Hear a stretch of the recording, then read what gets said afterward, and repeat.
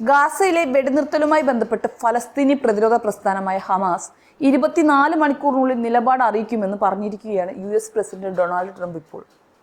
അതേസമയം വെടിനിർത്തൽ ഇസ്രയേൽ പാലിക്കുമെന്നതിന് എന്താണ് ഉറപ്പുള്ളതെന്നാണ് ഹമാസിന്റെ US-നോടുള്ള പ്രധാന ചോദ്യമെന്നും റിപ്പോർട്ടുകൾ പുറത്തുവരുന്നുണ്ട്. US മുന്നോട്ട് വെച്ച വെടിനിർത്തൽ കരാർ പരിശോധിക്കുകയാണെന്നും മറ്റു സംഘടനകളുമായി ചർച്ച നടത്തുകയാണെന്നും ഹമാസ് ഇന്നലെ അറിയിച്ചിരുന്നു. ഹമാസ് ഗാസയിൽ ഇനിയും ഭരണം തുടരരുത്, തൂഫാനുൽ അക്സയിൽ പങ്കെടുത്തവർ നാടുവിടണം എന്നീ ആവശ്യങ്ങളാണ് ഇസ്രയേൽ ഉന്നയിച്ചത്. കഴിഞ്ഞ ദിവസമാണ് ഗാസയിൽ വെടിനിർത്തലിനായുള്ള അമേരിക്കൻ പ്രസിഡന്റ് ഡൊണാൾഡ് ട്രംപിന്റെ പ്രഖ്യാപനത്തിന് പിന്നാലെ വീണ്ടും പ്രകോപനവുമായി ഇസ്രയേൽ പ്രധാനമന്ത്രി ബെഞ്ചമിൻ നെതന്യാഹു രംഗത്തെത്തിയത്. വെടിനിർത്തലിന് ഇസ്രയേൽ സമ്മതിച്ചുവെന്ന് ട്രംപ് പറഞ്ഞ മണിക്കൂറുകൾക്കകമാണ് ഹമാസിനെതിരെ രൂക്ഷ വിമർശനവുമായി നെതന്യാഹു രംഗത്തെത്തിയത്.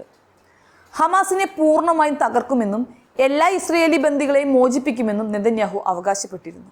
യുദ്ധാനന്തര ഗാസയിൽ ഇനി ഒരു ഹമാസ് താൻ ഉണ്ടാകാൻ അനുവദിക്കില്ല. ആ അധ്യായം അവസാനിച്ചു. നമുക്കൊരു തിരിച്ചുപോക്കില്ല.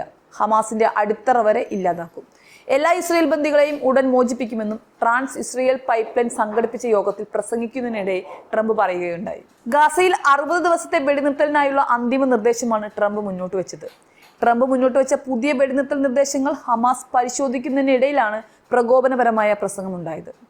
ഇതോടെ വെടിനിർത്തലിന്റെ ഭാവി അനിശ്ചിതത്വത്തിലായിരിക്കുകയാണ്.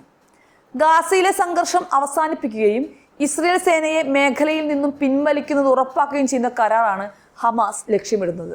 ഗാസയിൽ വെടിനിർത്താൻ US മുന്നോട്ട് വെച്ച വ്യവസ്ഥകൾ ഇസ്രയേൽ അംഗീകരിച്ചില്ലെന്ന് ട്രംപ് കഴിഞ്ഞ ദിവസം വെളിപ്പെടുത്തുകയുണ്ടായി. US-ന് പുറമെ ഈജിപ്തും ഖത്തറും വെടിനിർത്തൽ ചർച്ചകൾക്ക് മധ്യസ്ഥത വഹിക്കുന്നുണ്ട്. ഗാസയിൽ നിന്നും ഇസ്രയേൽ സൈന്യത്തെ പൂർണ്ണമായും പിൻവലിക്കണമെന്ന ഹമാസിന്റെ ആവശ്യം ഇസ്രയേൽ നടപ്പാക്കുമോ എന്നാണ് ലോകം ഇപ്പോൾ ഉറ്റുനോക്കിക്കൊണ്ടിരിക്കുന്നത്. ഹമാസും ഇസ്രയേലും ഉന്നയിക്കുന്ന ആവശ്യങ്ങളിൽ വിട്ടുവീഴ്ച ചെയ്യാത്ത പക്ഷം വെടിനിർത്തൽ കരാർ എങ്ങനെ നടപ്പാകും എന്ന ആശങ്കയും നിലനിൽക്കുന്നുണ്ട്. സംഘർഷം അവസാനിപ്പിക്കാനുള്ള വിട്ടുവീഴ്ചകൾക്ക് വഴങ്ങാതിരിക്കാൻ ബെഞ്ചമിൻ നെതന്യാഹുവിന് മേൽ കടുത്ത സമ്മർദ്ദമുണ്ട് എന്നതാണ് സത്യം. ഭരണകൂടത്തിലെ നിരവധി അംഗങ്ങൾ ഹമാസുമായുള്ള ഒത്തുതീർപ്പിനെ ശക്തമായി തന്നെ എതിർക്കുന്നുമുണ്ട്.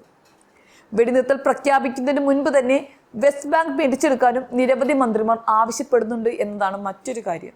നേരത്തെ അമേരിക്കയുടെയും ഗൾഫ് രാജ്യങ്ങളുടെയും മധ്യസ്ഥതയിൽ ഇറാൻ ഇസ്രയേൽ വെടിനിർത്തൽ പ്രാബല്യത്തിൽ വന്നിരുന്നു. 12 ദിവസത്തോളം നീണ്ട സംഘർഷമാണ് ഇതോടുകൂടി അവസാനിച്ചിട്ടുള്ളത്. ഇസ്രയേൽ ഇറാൻ സംഘർഷം അവസാനിച്ചതും ആദ്യം പ്രഖ്യാപിച്ചത് ട്രംപാണ്. ഇതിനും പിന്നാലെയാണ് ഗാസ വിഷയത്തിലും ട്രംപിന്റെ വകയായി വെടിനിർത്തൽ പ്രഖ്യാപനം ഉണ്ടാകാൻ പോകുന്നത്.